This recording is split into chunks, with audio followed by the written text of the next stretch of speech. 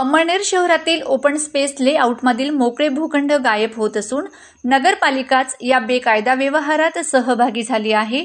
अंमळनेर नगर परिषदमध्ये open स्पेसचे register गायब आहे। बाबूरावच्या टोळीने बरेच भूखंड बेकायदा वाटप केले आहेत, तर काही भूखंडवर स्वतः नगरपालिका बेकायदा बांधकाम करीत आहे।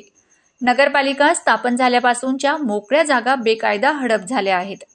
गेल्या 7 वर्षात तर हे भूखंड लाखो रुपयात विकले गेले आहेत। शासनाचे सर्व नियम धाब्यावर बसवून या मोकळ्या जागांचे व्यवहार होत आहेत। याची तक्रार शासनाकडे करण्यात आली आहे। सर्व मोकळ्या जागांवरील बेकायदा बांधकाम तोडून त्या पुन्हा शासनाने ताब्यात घ्याव्यात अशी मागणी करण्यात आली आहे। सिटी सर्वेत या मोकळ्या जागा नगर परिषदच्या नावावर असायला हव्यात। या जागा परस्पर विकल्या जात आहेत, तरीही नगरपालिका झोपलेली आहे। या मोकळ्या जागेवर बांधकाम परवानगी देण्यात आली आहे।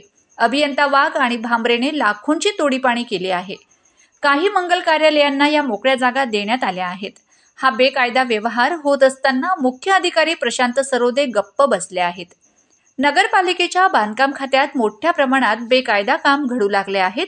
नगर विकास खात्याने या प्रकरणी चौकशीचे आदेश दिले आहेत।